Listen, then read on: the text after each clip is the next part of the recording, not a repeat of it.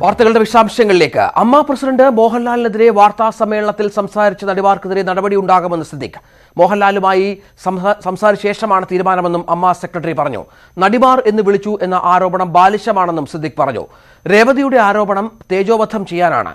ദിലീപ് രാജിക്കത്ത് നൽകിയിട്ടുണ്ടെന്നും രാജിവെച്ചവരെ ആരെയും തിരിച്ചെടുക്കില്ലെന്നും സിദ്ദിഖ് വാർത്താ സമ്മേളനത്തിൽ വ്യക്തമാക്കി. മീ ടു ക്യാമ്പയിൻ നല്ലതാണ്, എന്നാൽ തേജോവധം ചെയ്യാനുള്ളതാകരുതെന്നും സിദ്ദിഖ് അഭിപ്രായപ്പെട്ടു.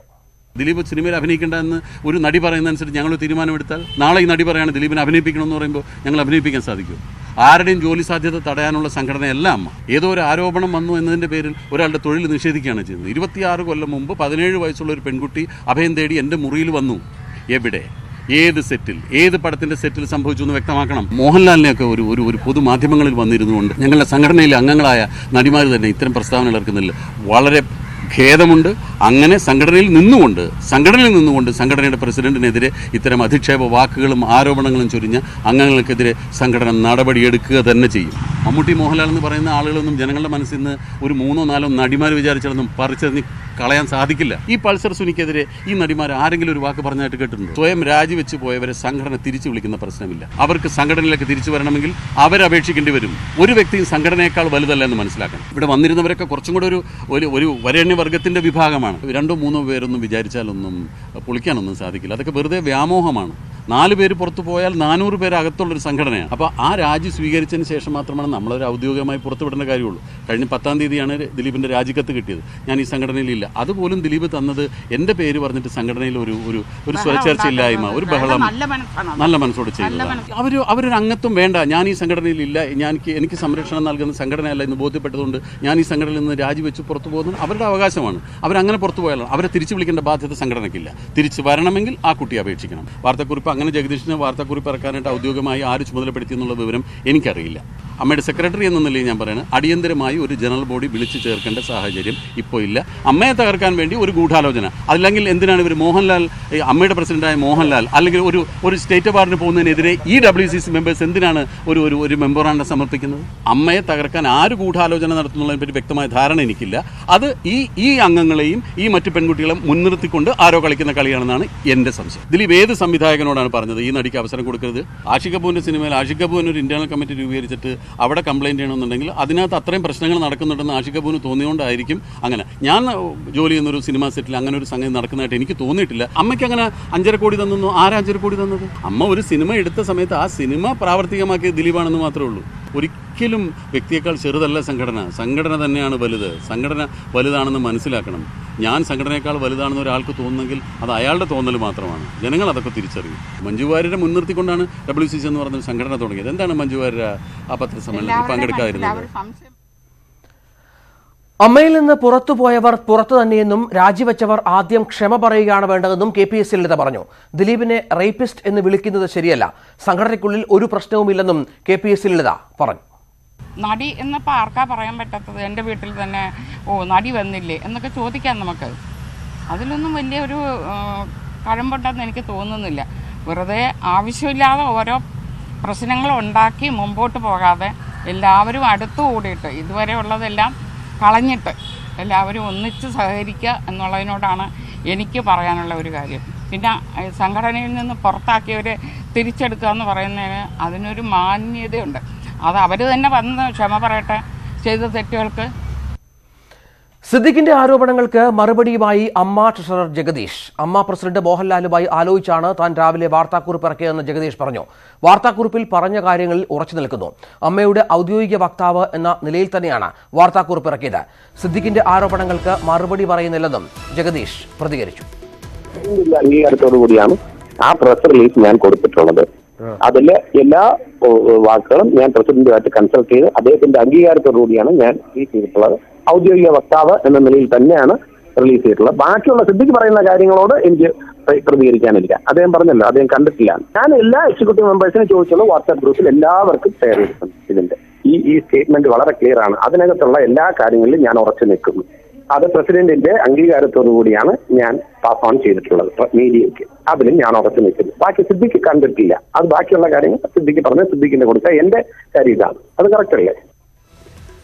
കൊച്ചിയിൽ നിന്ന് വിവരങ്ങളുമായി ഡാനി പോളും CN പ്രകാശും ചേരുന്നു. ഡാനി, ഇത്തരത്തിൽ ഈ സിദ്ദിഖിന്റെയും KPSC ലളിതയുടെയും വാർത്താ സമ്മേളനത്തിൽ നിന്ന് വ്യക്തമാകുന്ന കാര്യങ്ങൾ എന്തൊക്കെയാണ്? യാതൊരു തരത്തിലുള്ള അനുരഞ്ജനത്തിനും WCCയുമായി ഇല്ല. അവർ ഉന്നയിച്ച ആരോപണങ്ങൾക്ക് ശക്തമായ നടപടി സംഘടന എന്ന നിലയിൽ ഉണ്ടാകും. യാതൊരു തരത്തിലും അവരുമായി യാതൊരു ആശയവിനിമയം, അവരുന്നയിച്ച വിഷയങ്ങളിൽ പരിഹാരമുണ്ടാക്കാനുള്ള ശ്രമങ്ങളും അമ്മയുടെ ഭാഗത്തുനിന്നുണ്ടാകില്ല എന്ന വ്യക്തമായ സൂചനയാണോ ഇപ്പോൾ സിദ്ദിഖ് നൽകുന്നത്?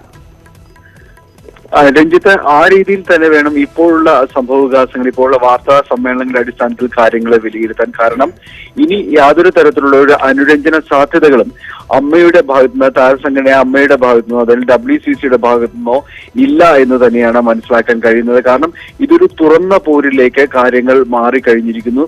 ഓരോ ദിവസവും ഇത് സംബന്ധിച്ചുള്ള ആശയക്കുഴപ്പങ്ങൾ കൂടി വരുന്നു, തർക്കങ്ങൾ വർദ്ധിക്കുന്നു, ഇരുഭാഗത്തും വലിയ രീതിയിലുള്ള പോർവിളികൾ ഉയരുന്ന രീതിയിലേക്ക് കാര്യങ്ങൾ മാറിക്കൊണ്ടിരിക്കുകയാണ്.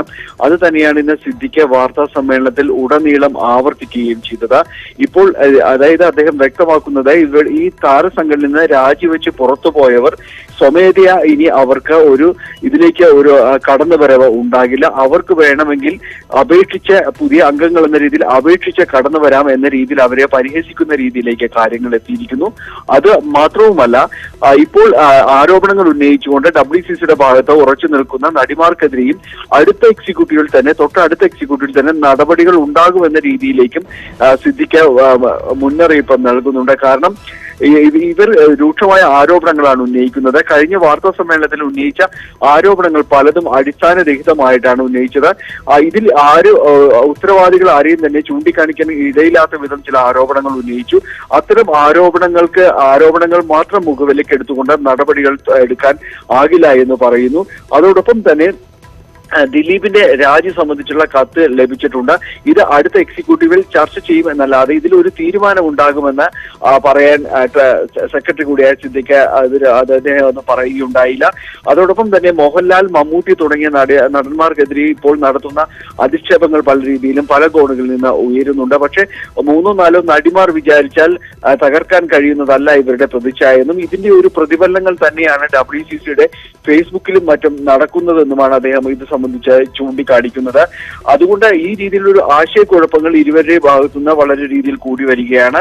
വളരെ തുറന്ന പോരിലേക്ക് കാര്യങ്ങൾ മാറുകയും ചെയ്യുന്നു. അതോടൊപ്പം തന്നെ ആക്രമിക്കപ്പെട്ട നടിയും ഇപ്പോൾ സംഘടനയിലില്ല. ഇവരും സംഘടനയിലേക്ക് തിരിച്ചു വരണമെങ്കിൽ അപേക്ഷ നൽകിയാൽ മാത്രമാണ് തിരിച്ചു വരാൻ കഴിയുന്ന ഒരു സാഹചര്യം എല്ലാവർക്കും ഒരുപോലെ എന്ന രീതിയിലേക്ക് പറഞ്ഞു വെക്കുകയാണ്. അതോടൊപ്പം മീട്ടു എന്ന ക്യാമ്പയിൻ നല്ലതാണ്, പക്ഷെ ആരെയും തേജോവധം ചെയ്യുന്ന രീതിയിലേക്ക് ഈ ക്യാമ്പയിൻ മാറേണ്ടതില്ല എന്ന് അദ്ദേഹം പറയുന്നു. അതോടൊപ്പം ഇപ്പോൾ സംവിധായകൻ ആഷിഖ് കപൂർ തന്റെ സിനിമകളിൽ ഇപ്പോൾ വിശാഖ കമ്മീഷന്റെ നിർദ്ദേശപ്രകാരം തന്നെയും പുതിയ ഈ സ്ത്രീപീഡനം സംബന്ധിച്ച് അത്തരം എന്തെങ്കിലും ഹറാസ്മെന്റ് സംബന്ധിച്ച പരാതികൾ ഉണ്ടാകുകയാണെങ്കിൽ അത് കൈകാര്യം ചെയ്യുന്നതിന് വേണ്ടിയുള്ള സെൽ തുറക്കുന്നത് സംബന്ധിച്ച് അദ്ദേഹം അറിയിപ്പ് നൽകിയിട്ടുണ്ട്. പക്ഷെ ഇതിനോട് നടൻ സിദ്ദിഖിന്റെ ശ്രദ്ധയിൽ ഇത് പെടുത്തുമ്പോൾ അദ്ദേഹം ഇതിനോട് പ്രതികരിക്കുന്നത് അദ്ദേഹത്തിന് അത്തരം ഒരു തന്റെ സെറ്റുകളിൽ ഇത് തുറക്കേണ്ട കാര്യങ്ങൾ ആവശ്യമെന്ന് തോന്നിയിട്ടുണ്ടാകാം. പക്ഷെ തന്റെ ശ്രദ്ധയിൽ താൻ അഭിനയിക്കുന്ന സെറ്റുകളിലൊന്നും ഇതിന്റെ ഒരു ആവശ്യമുണ്ടെന്ന് തോന്നുന്നില്ല എന്ന പരിഹാസ്യപരമായ ഒരു മറുപടിയാണ് ഇത് സംബന്ധിച്ച് നൽകിയത്. ഈ രീതിയിൽ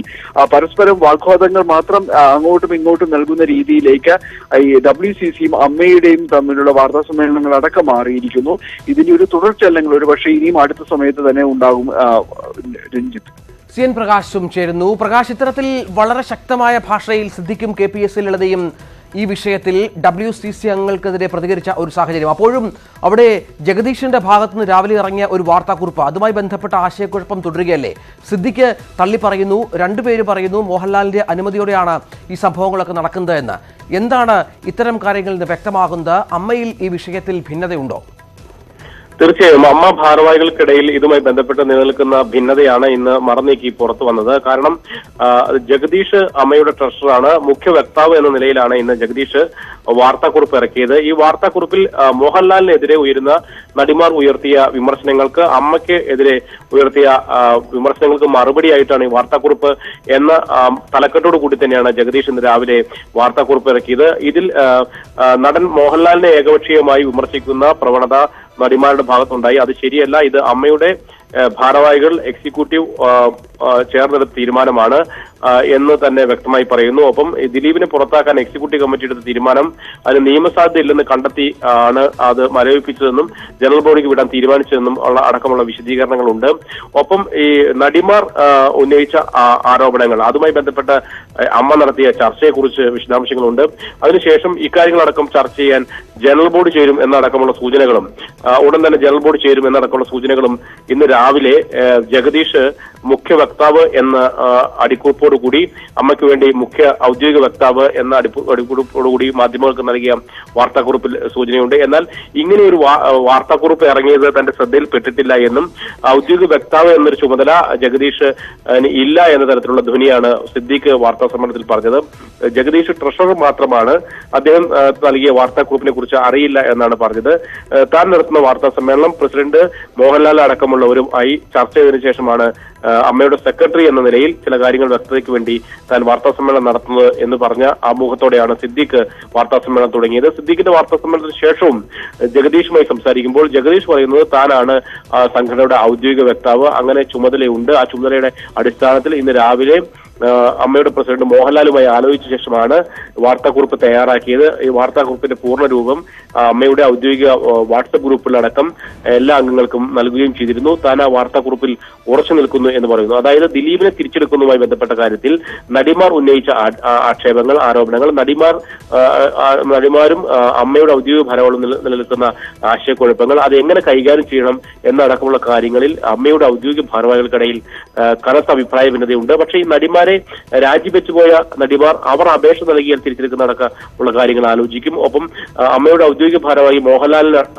എതിരെ അടക്കം പരസ്യമായി വാർത്താ സമ്മേളനത്തിലടക്കം ബാലിശമായ വിമർശനങ്ങൾ ഉന്നയിച്ച രേവതി ഉൾപ്പെടെയുള്ളവർക്ക് അച്ചടക്ക നടപടി സ്വീകരിക്കുന്ന കാര്യം അടുത്ത എക്സിക്യൂട്ടീവ് തീരുമാനിക്കുമെന്നും പ്രകാശനത്തിൽ അമ്മയുടെ ഭാഗത്തു നിന്ന് ശക്തമായ പ്രതികരണം WCC അംഗങ്ങൾക്കെതിരെ ഉണ്ടായിരിക്കുന്നു. സിദ്ദിഖും KPS ലതയുമാണ് അമ്മയുടെ നിലപാട് മാധ്യമങ്ങൾക്ക് മുന്നിൽ വ്യക്തമാക്കിയത്.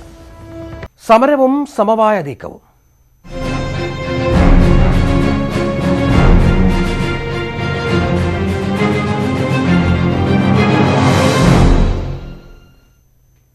ശബരിമല സ്ത്രീ പ്രവേശനത്തിനെതിരെ NDA സംഘടിപ്പിച്ച ലോങ് മാർച്ച് സമാപിച്ചു. സെക്രട്ടേറിയറ്റിന് മുന്നിൽ നടന്ന സമാപന സമ്മേളനത്തിൽ 100 കണക്കിന് പേർ പങ്കെടുത്തു. വിശ്വാസികളുടെ പ്രശ്നത്തിന് പരിഹാരം കണ്ടില്ലെങ്കിൽ രണ്ടാം ഘട്ട സമരം തുടങ്ങുമെന്ന് ജാഥ നയിച്ച BJP അധ്യക്ഷൻ PS ശ്രീധരൻപിള്ള പറഞ്ഞു. തിരുവനന്തപുരത്ത് നിന്നും VV വിനോദ് തയ്യാറാക്കിയ റിപ്പോർട്ടിലേക്ക്. ശബരിമലയിലെ വിശ്വാസം സംരക്ഷിക്കണമെന്നാവശ്യപ്പെട്ട് NDA നടത്തുന്ന സമരത്തിന്റെ ഒന്നാം ഘട്ടം പൂർത്തിയായിരിക്കുന്നു. പന്തളത്ത് നിന്ന് ആരംഭിച്ച ലോങ് മാർച്ച് സെക്രട്ടേറിയറ്റിന് മുന്നിൽ സമാപിച്ചു. ലോങ് മാർച്ച് നയിച്ച PS ശ്രീധരൻപിള്ള പറഞ്ഞത് സർക്കാർ പാഠം ഉൾക്കൊള്ളണം, 24 മണിക്കൂർ സമയം അനുവദിക്കുന്നു, അതിനുള്ളിൽ പരിഹാരമായില്ലെങ്കിൽ രണ്ടാം ഘട്ട സമരം തുടങ്ങും, ആ പ്രതിഷേധത്തിൽ CPM ഒലിച്ചു പോകും എന്നാണ് ശ്രീധരൻപിള്ള പറഞ്ഞത്.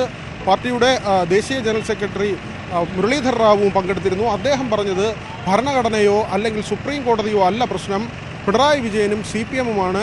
ഇവിടെ സ്ത്രീകൾക്കെതിരെ നടത്തുന്ന ഒരു സമരമല്ല, ലിംഗവിവേചനത്തിന് വേണ്ടിയുള്ള സമരമല്ല, ഇത് കാലങ്ങളായി നിലനിൽക്കുന്ന ഒരു വിശ്വാസം സംരക്ഷിക്കുന്നതിന് വേണ്ടിയുള്ള സമരമെന്നും അദ്ദേഹം പറഞ്ഞു. ഏതായാലും നാളെ ദേവസ്വം ബോർഡ് ചർച്ച നടത്തുന്നുണ്ട്. പന്തളം രാജകുടുംബം, തന്ത്രി കുടുംബം, യോഗക്ഷേമ സഭ തുടങ്ങിയവയുടെ പ്രതിനിധികളുമായാണ് ദേവസ്വം ബോർഡിൻ്റെ ചർച്ച. ഈ ചർച്ചയിൽ സമവായം ഉണ്ടാകുമെന്ന് കരുതുക വയ്യ. കാരണം സുപ്രീം കോടതി വിധി നടപ്പാക്കാൻ അനുകൂലമായ സാഹചര്യം സൃഷ്ടിക്കണമെന്നാവശ്യപ്പെട്ടാണ് ദേവസ്വം ബോർഡ് ഈ യോഗം വിളിച്ചിട്ടുള്ളത്.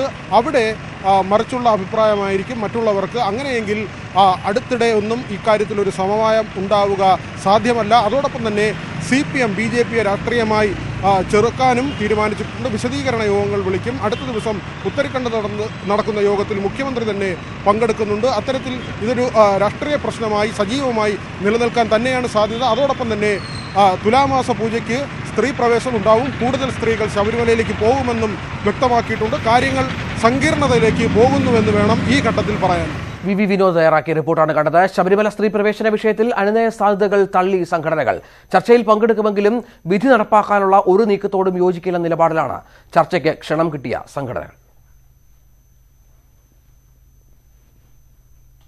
ദേവസ്വം ബോർഡ് വിളിച്ച ചർച്ചയിൽ പങ്കെടുക്കും, എന്നാൽ വിധി നടപ്പാക്കാൻ അനുവദിക്കില്ല നിലപാടിൽ മാറ്റമില്ല.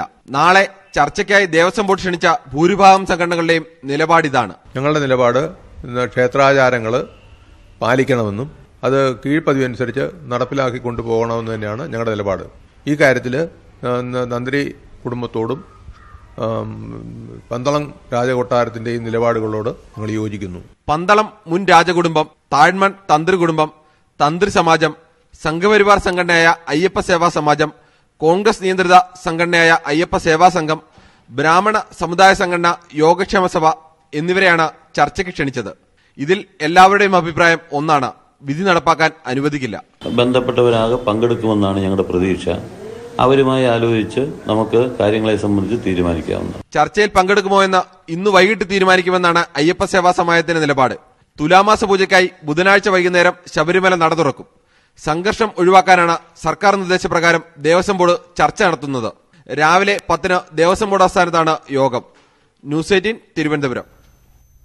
ശബരിമല ചർച്ചയിൽ നിന്ന് KPMS അടക്കമുള്ള സംഘടനകളെ ഒഴിവാക്കിയത് ജാതി വിവേചനമെന്ന് പുന്നല ശ്രീകുമാർ. ഹിന്ദു സമുദായ സംഘടനകളിൽ യോഗക്ഷേമ സഭയെ മാത്രമാണ് ദേവസ്വം ബോർഡ് ചർച്ചയ്ക്ക് ക്ഷണിച്ചത്. ഹിന്ദു ഐക്യം പറയുന്നവരുടെ ജാതി വിവേചനത്തിന് തെളിവാണിതെന്നും ശ്രീകുമാർ കുറ്റപ്പെടുത്തി. എതിർപ്പ് പ്രകടിപ്പിച്ചിട്ടുള്ള ആളുകളെയാണ് യോഗത്തിലേക്ക് ക്ഷണിച്ചിട്ടുള്ളതെന്ന് ദേവസ്വം ബോർഡ് വ്യാഖ്യാനിക്കുന്നുണ്ട്. അങ്ങനെയെങ്കിൽ NSSനെ ക്ഷണിക്കേണ്ടിയിരുന്നതാണ്. എന്തായാലും KPMSനെ സംബന്ധിച്ച് KPMSനെ എന്തായാലും യോഗക്ഷേമ സഭ പ്രതിനിധീകരിക്കുന്നില്ല. ഇവിടെ ഇപ്പോൾ നടക്കുന്ന സുപ്രീംകോടതി വിധിയുമായി ബന്ധപ്പെട്ട് നടക്കുന്ന സമരങ്ങളിൽ ഈ പറയുന്ന ഏജൻസികൾ വ്യാഖ്യാനിക്കുന്നത് ഹിന്ദുക്കളുടെ ഐക്യത്തെക്കുറിച്ചാണ്. ഇപ്പോൾ തന്നെ ഈ കാര്യത്തിൽ വിവേചനം, ഒരു ജാതീയമായ വിവേചനം നിലനിൽക്കുന്നു എന്നുള്ളതിന്റെ ഒരു പ്രകടമായ തെളിവാണ്. ശബരിമലയ്ക്ക് പോകാൻ ആഗ്രഹം പ്രകടിപ്പിച്ചതിന്റെ പേരിൽ സുരക്ഷാ ഭീഷണിയുണ്ടെന്ന് കണ്ണൂർ സ്വദേശിനി രേഷ്മ നിഷാദ്. സന്നിധാനത്ത് വരുന്ന ആരും സുരക്ഷയെക്കുറിച്ച് ആശങ്കപ്പെടേണ്ടെന്ന് മന്ത്രി EP ജയരാജൻ വ്യക്തമാക്കി. സുപ്രീം കോടതി വിധിയുടെ അടിസ്ഥാനത്തിൽ അയ്യപ്പനെ കാണാൻ മലബാറിൽ നിന്ന് യുവതികൾ തയ്യാറെടുക്കുന്നതായാണ് സൂചന. വെല്ലുവിളികളും ഭീഷണികളും വകവയ്ക്കാതെ വൃശ്ചികത്തിൽ ശബരിമല ചവിട്ടുമെന്ന നിലപാടിൽ ഉറച്ചു നിൽക്കുകയാണ് കണ്ണൂർ കണ്ണപുരം സ്വദേശിനി രേഷ്മ നിശാന്ത്. മാലയിട്ട് 41 ദിവസം വ്രതം അനുഷ്ഠിച്ച് മത്സ്യമാംസാദികൾ വെടിഞ്ഞ് അയ്യപ്പനെ ധ്യാനിച്ച് മല കയറും. വേറെ യുവതികളും ഒപ്പമുണ്ടാകുമെന്ന് രേഷ്മ പറയുന്നു. ആരെങ്കിലും ഒരാൾ തയ്യാറായി കഴിഞ്ഞാൽ, എന്ത് തന്നെ ആയി കഴിഞ്ഞാലും കൂടെ ഒരു കൂട്ടം ആൾക്കാരുണ്ട്, ഒരു കൂട്ടം പെണ്ണുങ്ങൾ ഇതിന് തയ്യാറായിട്ട് ഉണ്ടാവും എന്ന് തന്നെ വിചാരിക്കുന്നു. ബേസിക്കലി ഞാനൊരു വിശ്വാസിയാണ്. അയ്യപ്പനെ ദർശിക്കാനായി തയ്യാറെടുക്കുന്ന രേഷ്മയ്ക്ക് സുരക്ഷാ ഭീഷണിയുള്ളതായി ഭർത്താവ് നിശാന്ത് ബാബു പറഞ്ഞു. വിശ്വാസത്തിന്റെ പേര് മലചവിട്ടിനിറങ്ങുമ്പോൾ വിശ്വാസി എന്ന പേരിലുള്ള ഒരു കൂട്ടം സാമൂഹ്യ ദ്രോഹികൾ, വിരുദ്ധന്മാർ, പിന്നെ ഈ ഹിന്ദു ഫണ്ടമെന്റലിസ്റ്റിന്റെ ഇത് പറഞ്ഞുകൊണ്ട് പ്രകോപനപരമായ വിധവാക്യം വിളിച്ചുകൊണ്ട് അതിനെ തടത്താൻ വേണ്ടി ശ്രമിക്കുകയാണ്. എന്നാൽ സുരക്ഷയെക്കുറിച്ചുള്ള ആശങ്കകൾ അസ്ഥാനത്താണെന്ന് മന്ത്രി EP ജയരാജൻ വ്യക്തമാക്കി. സന്നിധാനത്തെത്തുന്ന എല്ലാവർക്കും സർക്കാർ സുരക്ഷയൊരുക്കും.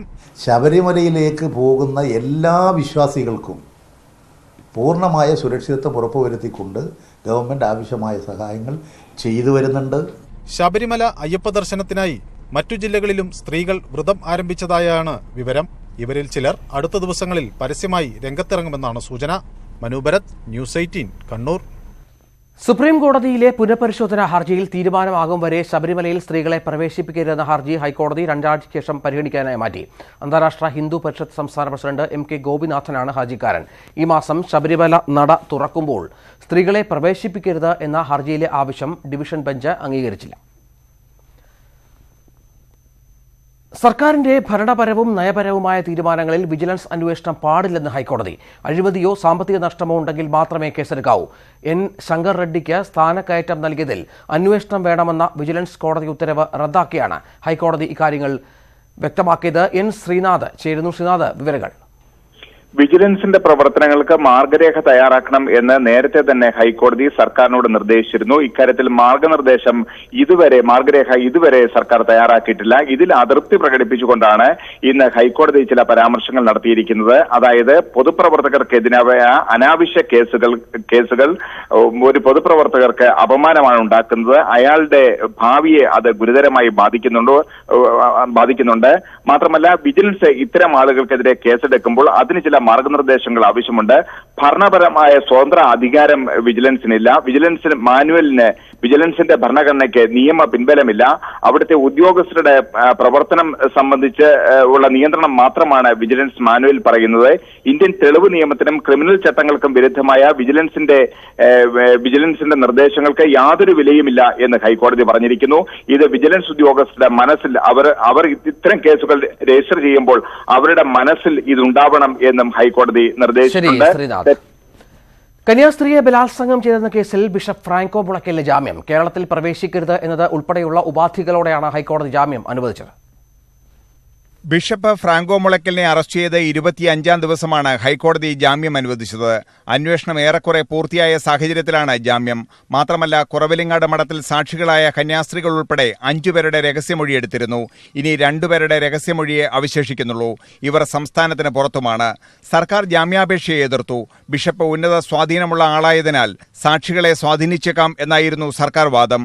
കർശന ഉപാധികളോടെയാണ് കോടതി ജാമ്യം അനുവദിച്ചത്. 2 ആഴ്ചയിലൊരിക്കൽ അന്വേഷണ ഉദ്യോഗസ്ഥന് മുന്നിൽ ഹാജരാകണം. ഇതിന് മാത്രമേ കേരളത്തിൽ പ്രവേശിക്കാൻ പാടുള്ളൂ. പാസ്പോർട്ട് കോടതിയിൽ കെട്ടിവെക്കണം, 1 ലക്ഷം രൂപയുടെ ബോണ്ട് സമർപ്പിക്കണം തുടങ്ങിയവയാണ് മറ്റ് ഉപാധികൾ. ബിഷപ്പ് ഫ്രാങ്കോ മുളയ്ക്കലിനു വേണ്ടി സീനിയർ അഭിഭാഷകൻ പി വിജയഭാനുവാണ് ഹാജരായത്. പ്രമാദമായ ക്രിമിനൽ കേസുകളിൽ ഇത്ര വേഗം ജാമ്യം ലഭിക്കുക വളരെ അപൂർവമാണ്. അതുകൊണ്ട് തന്നെ ബിഷപ്പിനിത് വലിയ ആശ്വാസമാണ്. എന്നാൽ അന്വേഷണ സംഘത്തിന് വലിയ ആശങ്കയും സൃഷ്ടിക്കുന്നുണ്ട്. N Sreenath, news 18 Kochi. ജീവന് ഭീഷണിയുണ്ടെന്ന് കുറവിലങ്ങാട് മഠത്തിലെ കന്യാസ്ത്രീകൾ. ബിഷപ്പ് ഫ്രാങ്കോ മുളയ്ക്കലിന് ജാമ്യം കിട്ടിയ പശ്ചാത്തലത്തിലായിരുന്നു പ്രതികരണം. കേസിൽ സ്വാധീനം ചെലുത്താൻ ഫ്രാങ്കോ മുളയ്ക്കൽ ശ്രമിക്കും. ഇക്കാര്യങ്ങളിൽ ആശങ്കയുണ്ടെന്നും സിസ്റ്റർ അനുപമ പറഞ്ഞു. ഞങ്ങളുടെ സുരക്ഷയും അതുപോലെ തന്നെ ഒരു പ്രാധാന്യം അർഹിക്കുന്നതാണ് ഇതിനകത്ത്. അദ്ദേഹം കേരളത്തിൽ പ്രളയ ദുരിതാശ്വാസത്തിന് ധനശേഖരണം ലക്ഷ്യമിട്ടുള്ള മന്ത്രിമാരുടെ വിദേശ സന്ദർശനം റദ്ദാക്കില്ല. കേന്ദ്രത്തിന്റെ അനുമതി ലഭിക്കുന്ന മുറയ്ക്ക് മന്ത്രിമാരെ വിദേശത്തേക്ക് അയക്കാനാണ് സർക്കാർ തീരുമാനം. മുഖ്യമന്ത്രി പിണറായി വിജയൻ ബുധനാഴ്ച UAE-യിലേക്ക് തിരിക്കും. അനുമതി വൈകിക്കുന്ന കേന്ദ്ര നിലപാടിനെ പിന്തുണച്ച് പ്രതിപക്ഷ നേതാവ് രമേശ് ചെന്നിത്തല രംഗത്തെത്തി. കേരളമടക്കം വിവിധ സംസ്ഥാനങ്ങളിലുണ്ടായ പ്രളയ ദുരിതം നേരിടുന്നതിന് GSTക്ക് സെസ് ഏർപ്പെടുത്തുന്നത് സമവായത്തിലൂടെ നടപ്പിലാക്കും. GST കൌൺസിൽ ഉപസമിതിയുടെ ആദ്യ യോഗത്തിലാണ് തീരുമാനം. ദേശീയതലത്തിൽ സെസ് വേണോ അതോ സംസ്ഥാന GSTയിൽ അധിക നികുതി ഈടാക്കണോ എന്ന് സംസ്ഥാനങ്ങളോട് ആരായും. M ഉണ്ണികൃഷ്ണൻ ചേരുന്നു. ഉണ്ണി, വിവരങ്ങൾ. ഡൽഹിയിൽ നടന്ന GST സബ് കമ്മിറ്റിയുടെ ആദ്യ യോഗത്തിലാണ് ഇത്തരത്തിലുള്ള പ്രകൃതി ദുരന്തങ്ങൾ ഉണ്ടാകുമ്പോൾ ഏത് തരത്തിൽ സംസ്ഥാനങ്ങൾക്ക് സഹായം നൽകാൻ GSTയിലൂടെ ശ്രമിക്കണമെന്നത് സംബന്ധിച്ചുള്ള ചർച്ചകൾക്ക് രൂപമായിരിക്കുന്നത്. ഇന്നത്തെ യോഗത്തിൽ കേരളത്തിന്റെ ആവശ്യത്തോട് അധിക നികുതി ഏർപ്പെടുത്തി സഹായം നൽകണമെന്ന ആവശ്യത്തോട് 7 സംസ്ഥാനങ്ങളിൽ നിന്നുള്ള പ്രതിനിധികളും ഒറ്റക്കെട്ടായി യോജിക്കുകയാണ് ചെയ്തത്. നിലവിലുള്ള ദേശീയ ദുരന്ത നിവാരണ സമിതി സംസ്ഥാനങ്ങൾക്ക് സഹായം എത്തിക്കുന്നതിന് പര്യാപ്തമല്ല. ദുരന്തങ്ങൾ വരുന്ന ആളുകളിലും ഉണ്ടാകുന്ന സാഹചര്യത്തിൽ 2 തരത്തിലുള്ള നിർദ്ദേശങ്ങളാണ് ഇപ്പോൾ ഉയർന്നു വന്നിട്ടുള്ളത്. ഒന്ന്, ദേശീയ തലത്തിൽ നിലവിലുള്ള ദേശീയ ദുരന്ത നിവാരണ ഫണ്ടിന് പുറമെ ഒരു പ്രത്യേക നിധി ഉണ്ടാക്കുക. അത് GST എല്ലാ സംസ്ഥാനങ്ങളുടെയും GST നിരക്കിൽ നിന്നും മറ്റും അധിക സെസ് ഏർപ്പെടുത്തിക്കൊണ്ട് ഈ പണം ഈ നിധിയിലേക്ക് സമാഹരിച്ച് അത് സംസ്ഥാനങ്ങൾക്ക് നൽകൂ എന്നതാണ് ഒന്നാമതായി ഉയർന്നു വന്ന നിർദ്ദേശം. മറ്റൊരു നിർദ്ദേശം ഇന്നത്തെ യോഗത്തിൽ സംസ്ഥാന ധനമന്ത്രി തോമസ് ഐസക് മുന്നോട്ട് വെച്ചത് ഓരോ സംസ്ഥാനത്തിനും GST കൌൺസിലിന്റെ അനുമതിയോടുകൂടി അധിക സെസ് ഏർപ്പെടുത്തുന്നതിന്, നിശ്ചിത കാലത്തേക്ക് അധിക സെസ് ഏർപ്പെടുത്തുന്നതിന് അനുമതി നൽകുക, അല്ലെങ്കിൽ ഏതെങ്കിലും നിശ്ചിത ഉൽപ്പന്നങ്ങൾക്ക് മാത്രം നികുതി വർദ്ധിപ്പിച്ചുകൊണ്ട് അതിൽ നിന്നും പണം സമാഹരിക്കുക. ഏതായാലും തോമസ് ഐസക് ഈ ഒരു നിർദ്ദേശത്തിനാണ് കൂടുതൽ ഊന്നൽ നൽകിയിരിക്കുന്നത്. തോമസ് ഐസക്കിന്റെ വാക്കുകളിലേക്ക്. സംസ്ഥാനങ്ങൾക്ക് വേണ്ടി ഓരോ സംസ്ഥാനത്തിനും തീരുമാനിക്കാം സെസ് വേണോ വേണ്ടോ എന്നുള്ളത് GST കൗൺസിലിന്റെ അംഗീകാരത്തോടു കൂടി. അതല്ലെങ്കിൽ ഇത് രണ്ടിന്റെ ഒരു കോമ്പിനേഷനാകാം. അപ്പോൾ ഇത് സംബന്ധിച്ച് എന്തെല്ലാമാണ് നടപടിക്രമങ്ങൾ വേണ്ടതെന്ന് ഇന്ത്യയിലെ എല്ലാ സംസ്ഥാനങ്ങളുടെയും അഭിപ്രായം ആരായുന്നതിന് തീരുമാനിച്ചു. അതിന് ചോദ്യാവലി തയ്യാറാക്കി അയച്ചു കൊടുക്കും. അടുത്ത യോഗത്തിൽ ഇത് സംബന്ധിച്ച് തീരുമാനമുണ്ടാകും. നിലവിലുള്ള NDRF ഫണ്ട് ഇന്നത്തെ പ്രകൃതി ദുരന്തത്തിനുള്ള സമാശ്വാസത്തിന് പര്യാപ്തമല്ല തീരുമാനത്തിലെത്തി.